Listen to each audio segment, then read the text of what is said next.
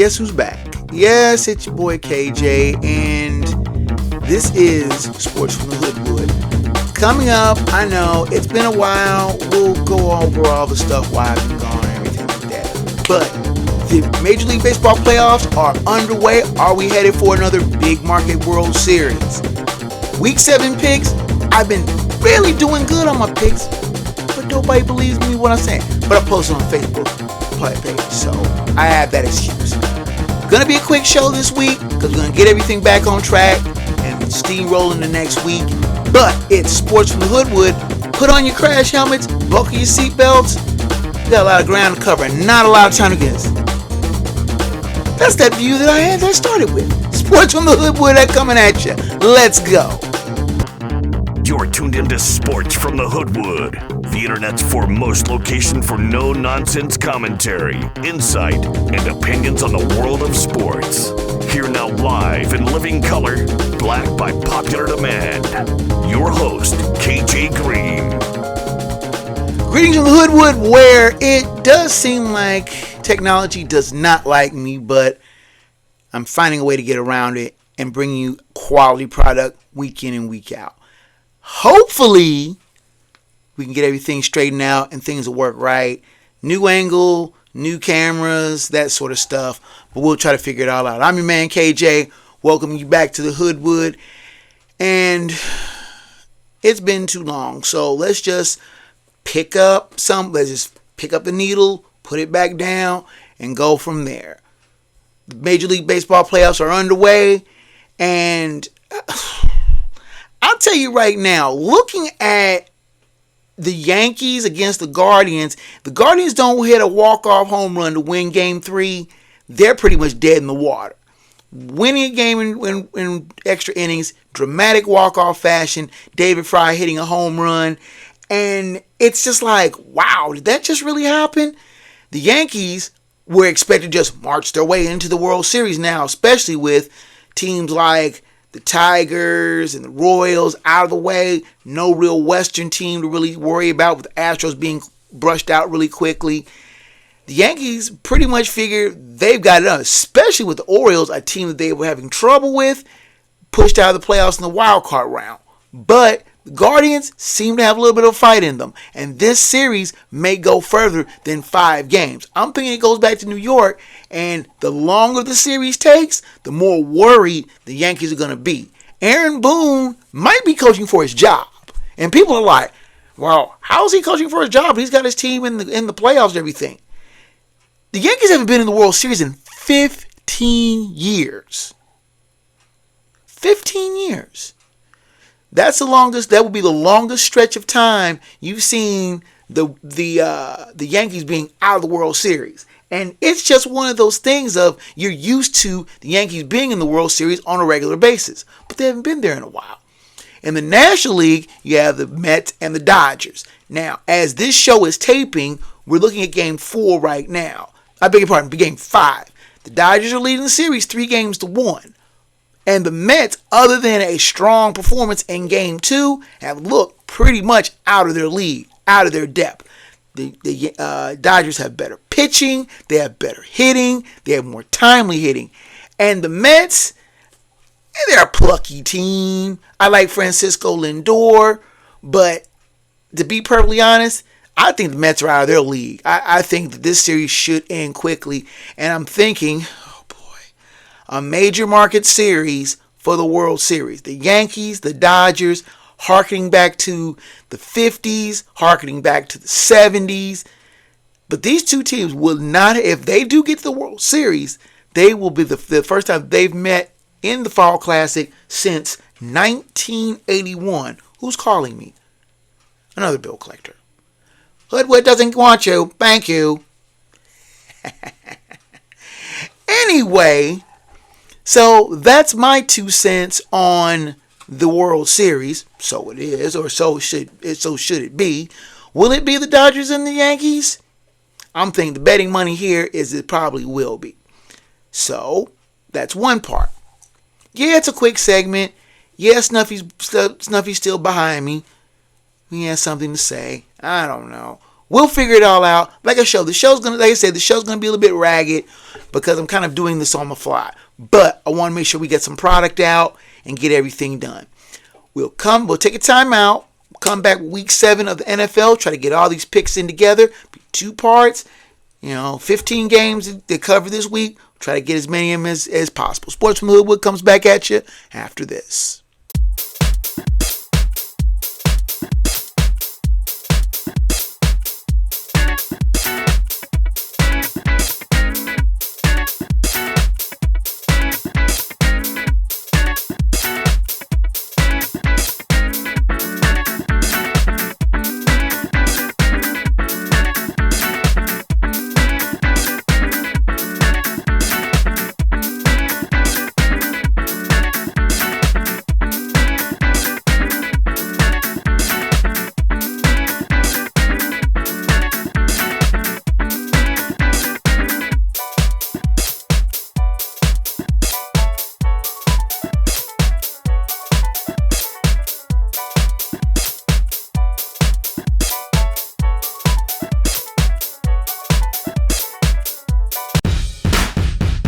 You're tuned in to Sports from the Hoodwood, the internet's foremost location for the most honest insight, thorough analysis, and unfiltered opinions on the world of sports. Now, once again, here's the man of the hour, After Hours, your host, KJ Green. You are back in the Hoodwood, and let's get into the Week 7 NFL picks. If I can pull it up on the screen right. There we go. Cue the classic by the late, great Frankie Beverly. I'm just happy to see you and me back in stride again. I'm not going to sing. I got cut from the choir twice, 4th grade and in college. So I'm not going to try to sing.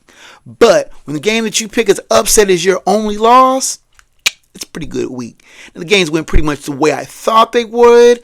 Well, the Browns did try my patience, but they came apart like I figured they would. Even the Bengals acted right for once when I picked them. All in all, 13-1 on the week. Cue the cheers. Yeah. It looks really good for the home team. And I'm hoping to continue this good run of fortune. Try that again. Hoping to continue the run of good fortune, I present for your review, perusal, and consumption this week's picks. I'm trying to post them as quickly as possible and try to get them through. So I forgot to post the Thursday pick last week in my mailer, but the Denver Broncos, of course, made my pick of the New Orleans Saints look like crap, so I am already 0-1. So all the lines are courtesy of ESPN Bet, and they are checked for accuracy. I did check them through, and they are for only comparison and entertainment purposes only, which means if you bet the lines and lose, it's on you. I don't pay bookies, and I won't hesitate to rat you out.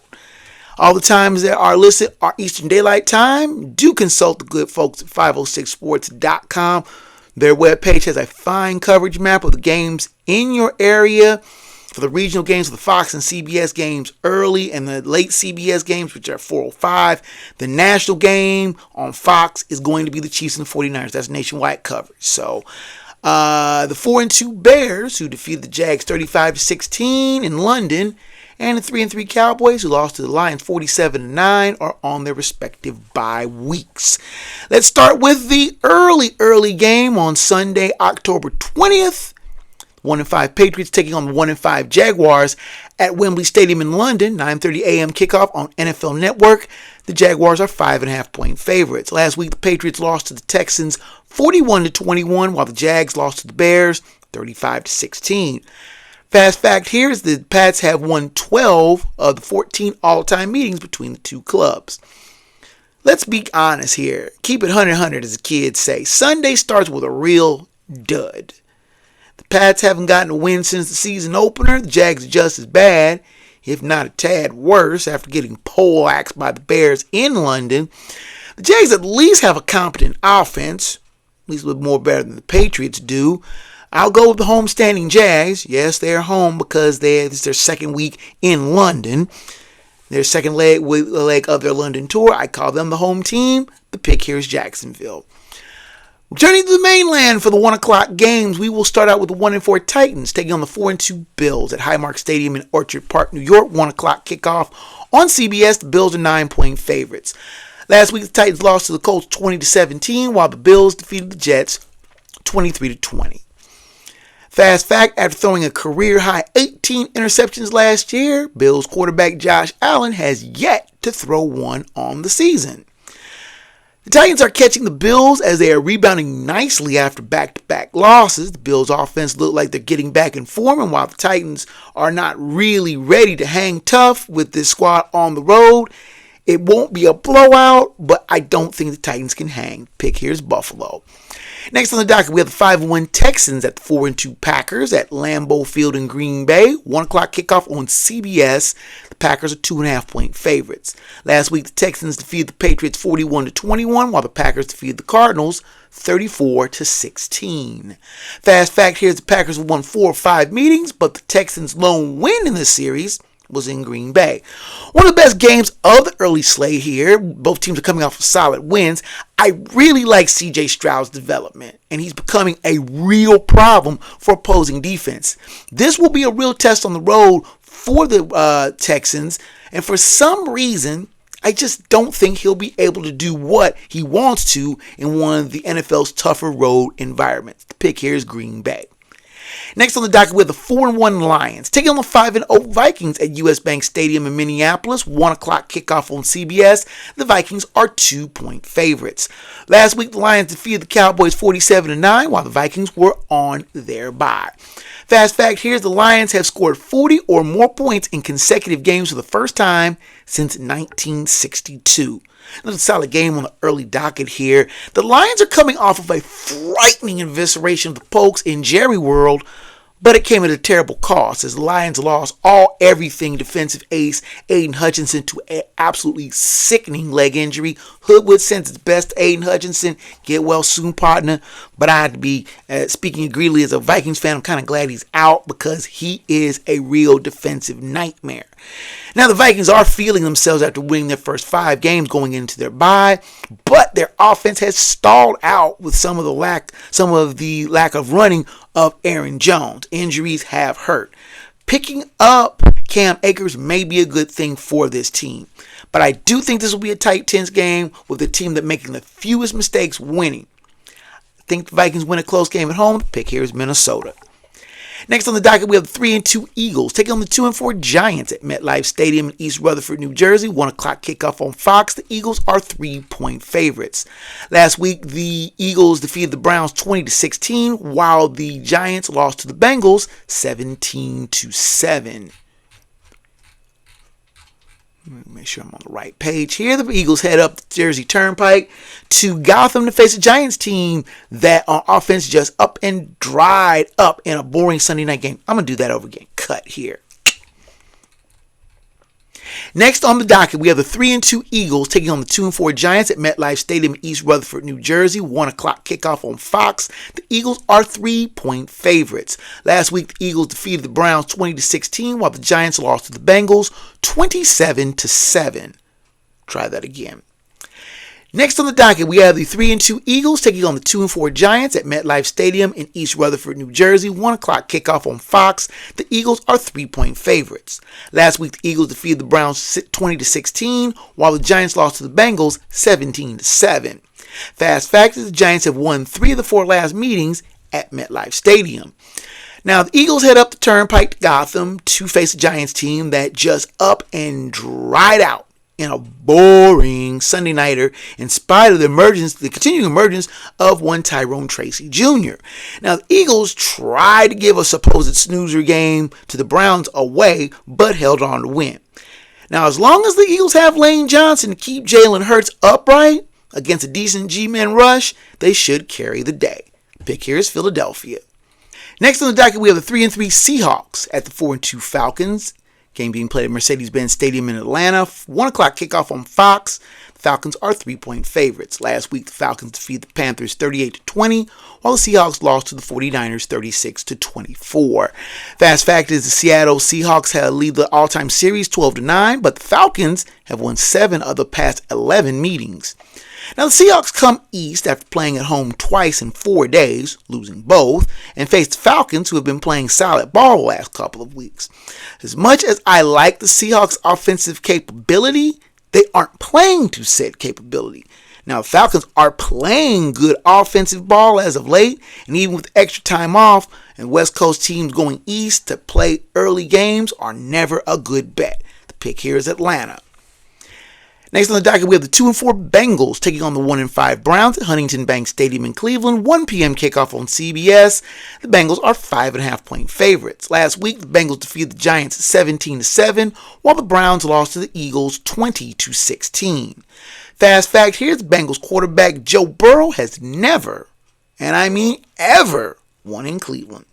Now, the Bengals slogged through an ugly but badly needed win in Gotham and stay on the road to face their upstate neighbors, who are playing bad.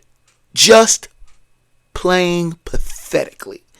Now, could Deshaun Watson play any worse than he has this year? I don't know, and I don't really want to imagine it. But while I think Watson is way, way overdue for a breakout game, I don't think, or at least hope, that it'll be this week. The pick here is Cincinnati.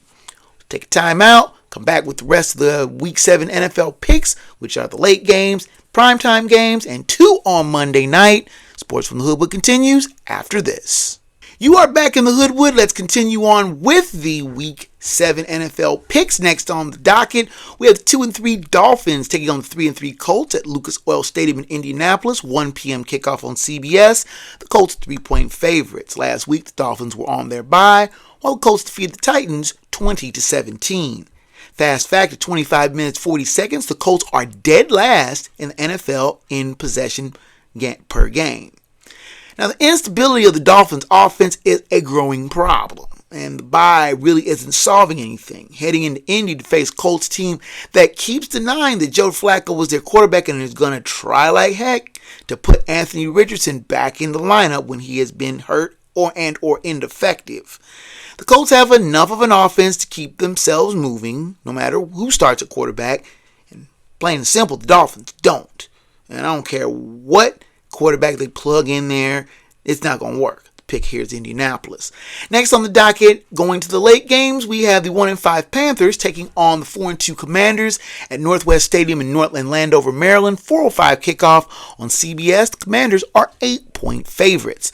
Last week, the Panthers lost to the Falcons 38-20, while the Commanders lost to the Ravens 30-23. Fast fact, rookie quarterback Jaden Daniels is the only player in the NFL to throw for 1,400 yards and run for 300 in his first 6 games as a pro. Now, the Commanders look good even if they took a loss in Baltimore. They face a hapless, hopeless Panthers team whose offense is at least decent, but the defense gets eviscerated by any halfway competent offense. I really don't see that trend changing. Jaden Daniels is looking more and more like a runaway candidate for Rookie of the Year, and he will exhibit those talents even more here. That's why I'm making Washington the Hoodwood lock of the week. Next on the docket, we have the 2-4 Raiders at the 1-4 Rams at SoFi Stadium in Inglewood, California. 4:05 kickoff on CBS.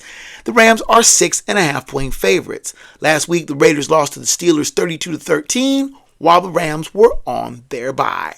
Fast fact is these two teams have faced off in 5 different venues over the 15 games they have played each other over the past 53 years.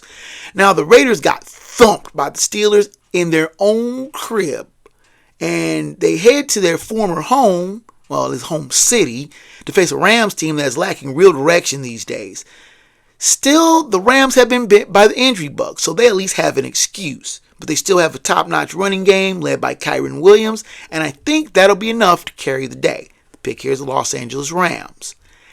Next on the docket, we have a big one. The 5-0 Chiefs taking on the 3-3 49ers at Levi Stadium in Santa Clara, California. 4:25 kickoff on Fox. This is a nationally broadcast game, coast to coast. Anybody who's watching on Fox will get this game.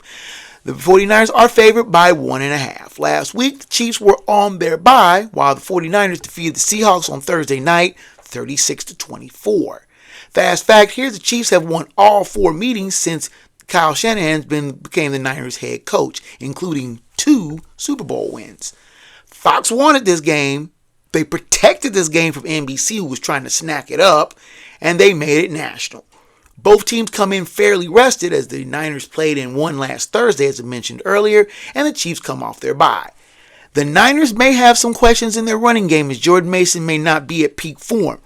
That said, I still think the Chiefs are way overdue for a flat game. They've gotten away once too often by playing this kind of game. That's why I'm making the San Francisco 49ers the Hoodwood upset of the week. Now, let's go to the primetime games. First, on Sunday night, we have the 2-4 Jets taking on the 4-2 Steelers at Acrisure Stadium in Pittsburgh. 8:20 kickoff on NBC. The Jets are favored by 1.5. Last week, the Jets lost to the Bills 23-20, while the Steelers defeated the Raiders 32-13. Fast fact: the last time that these two teams played each other, the starting quarterbacks were Kenny Pickett and Zach Wilson.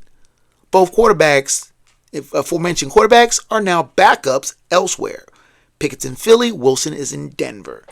Now, the Jets look uneven in their Monday night loss to the Bills, but their offense gets a considerable boost as the recently acquired Devontae Adams will likely become Aaron Rodgers' new favorite target. Will the recently healed Russell Wilson get the starting nod over the lackluster but winning Justin Fields? It appears so.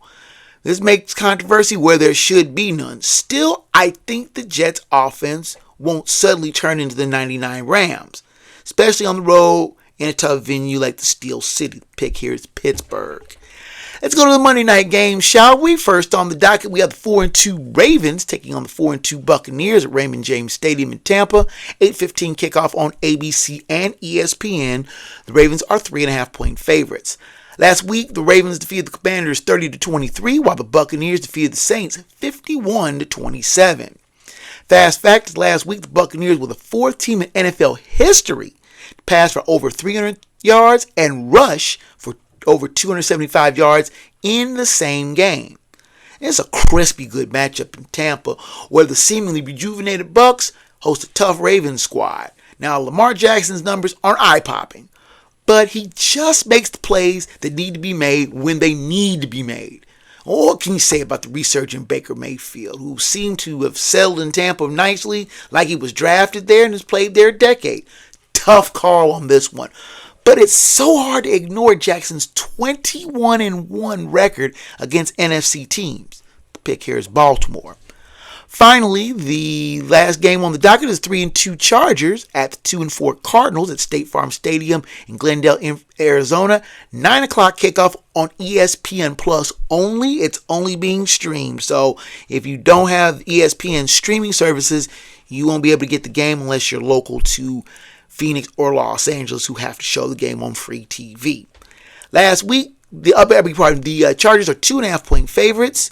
Last week, the Chargers defeated the Broncos 23-16, while the Cardinals lost to the Packers 34-13. Fast fact is these two teams have also faced off in 5 different venues in the last 16 games, in the 16 meetings that they have faced each other over the 51 years. The week closes just like Sunday opened. With a snoozer game that few outside the respective fan bases will find or follow. The Chargers look uneven, but they held off a late rally to win, while the Cardinals failed to build off their stunning road win in Frisco and regressed to their mediocre norm in a lackluster showing in Green Bay. Now, I'm waiting patiently for the breakout game from Justin Herbert. Will he get it here in the desert? I doubt it, but he should have enough to push past the uneven home team. If anyone outside the Phoenix or LA metro areas will really see it or really care, that'll be an accomplishment. The pick here is the Los Angeles Chargers. And there you have it. Last week went 13-1. Yay, the lock was correct, but the upset was my only loss of the week. Overall, I'm 57 up, 37 down, 2-4 on the locks, 1-5 on the upsets. We will take a final timeout. Come back with Fat Dap, Head Slap, and the final word from the Wood. Sports from the Hoodwood heads down the home stretch after this. Hi everyone, I'm KJ Green. If you're looking to reach a broad audience for your advertising dollar, look no further than where you are right now. You can advertise right here in the Hoodwood. If you need spots created as well, Black Banner Productions Enterprises can create commercial content that drives sales and gets results. You can send your inquiries to ads at blackbanditproductions.com. Black Bandit Productions and Enterprises. Sounds, ideas, and images of the 21st century.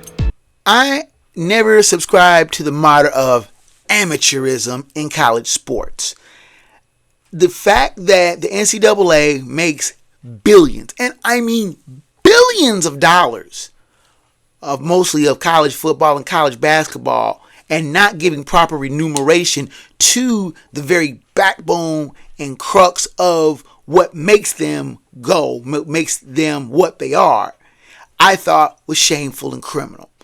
Now, with NIL deals and with teams now having to really hard openly compete, the dollar being the bottom line, there are a number of people who decry the lack of amateurism in college sports. It never was about amateurism. It's always been a business. And the players that are involved in it need to have gotten the proper remuneration for their services. Virginia basketball coach Tony Bennett resigned this year, just actually a few days ago, after serving in that capacity for 15 years at the University of Virginia. He basically said that he couldn't take it anymore, that the model of the game was too much for him. Basically, he's saying he can't compete. He doesn't want to have to worry about his athletes being paid, so he's walking away. Nick Saban of the University of Alabama walked away from coaching at Alabama. He's been doing that for the past 17 years. He won 6 national championships. Alabama will never have to worry about getting players. Alabama is that type of school that produces NFL draft picks, high NFL draft picks, and is in front of national eyes on a constant basis. Nick Saban basically didn't want to have to compete for players and knew with the money rolling out that he was going to have to work a little harder to get the players that he wanted. It wasn't just, I'm Alabama, you need to come here, and that the players would roll in. Now you've got teams that the bottom line is a dollar. Is it a perfect system? No. It's one of those things, it's got flaws. It needs the NIL deals and players now going to the highest bidder. It's something that's going to need to be worked out. This transfers from team players jumping from one team to the next, that's out of line. I still say one transfer for free, everything else you got to sit out a year, unless the coaching changes. Coaches can move from team to team whatever way they want. They can chase the dollar. Players can't. Is that right? I don't think so. Can it be worked out? It should be. Amateurism, as we know it, beyond your AAU teams and your Little League baseball teams around the corner, is more or less a thing of the begotten past. Is it a good thing? I'm not sure. But one thing is for sure, we're not going back to what we had before. The days of players beholden to teams for 4 years and being pushed out if they're not wanted, and just being happy with just getting the room and board and an education, those days are long gone. And that is the final word from the wood. Okay, folks, with the music coming in the background, you know that means your time in the Hoodwood is just about done. And I thank you again for your patronage and support. I know, this is a truncated version of the Hoodwood. The Hoodwood High Five, Fat Dab Head Slap will all be coming back with progressing shows. Like I said, I'm just trying to put something together so we have a show going forward and we have something to work. I made a promise to my auntie that I was going to start putting out shows, and I don't like breaking promises. So, bear with me. I appreciate your visit. Show's emails at kjgreen at sportsfromthehoodwood.com. Send me emails regarding show topics because I'm going to build a show back again, so I'm going to need topics to work on. Criticism, always welcome. Praise, comments on the show, I welcome your correspondence, and I try to get back to everybody's email in a timely manner. The show's website is sportsfromthehoodwood.com. Has back catalog of the show going back 12 years. I've been around for a while, so there are a lot of shows that you can check out and see how I've progressed and how the different camera angles have moved around over the years. It also has in audio and video forms. You can check out previous shows that you have missed. You can join the debate and conversation on Sports from the Hoodwood page on Facebook. That is a very lively page. We have a lot of fun on that page. We post crazy stuff. There's a lot of great correspondents that find stuff, post stuff, knockouts, great home runs, great plays, debate. The debate is lively there. Check yourself out. Check it out. Become a member. We're always welcoming new members there. Has a video podcast simulcast, which you will see on the Facebook page. Like I said, funny stuff I find, great sports debate, lots more. I post often, and members post often, frequently to debate with me. Video versions are also on YouTube. Please hit that subscribe and smash that like button for more great content. I promise I'm bringing stuff back to you as quickly as possible. The link to the podcast is on the show's tribal feed at Hoodwood Sports. Has a host of interesting stuff to find there. Tweet us, we tweet back, just communicate. I'm always open to stuff. Audio versions on Spotify, Amazon Music, Pandora, Google Podcasts, iTunes from Apple, and a host of other podcast platforms and providers. I'm putting everything back up the way it should be. If it's not on your favorite, drop me a line. I'll try to get it up there as quickly as possible. Special thanks as always to Rage Pictures for the production assistance to the show. We're trying, doggone it. We are going to be back every weekend and try to put up some great shows for you going forward. Appreciate your patience with me on the Facebook page. Your notes and kindness and your encouragement have always been welcome. Thank you so much for joining us. So that's it from the Hoodwood, ladies and gentlemen, boys and girls. I'm merely Bev's son, KJ Green. Until next time, fellow sports fans, 30.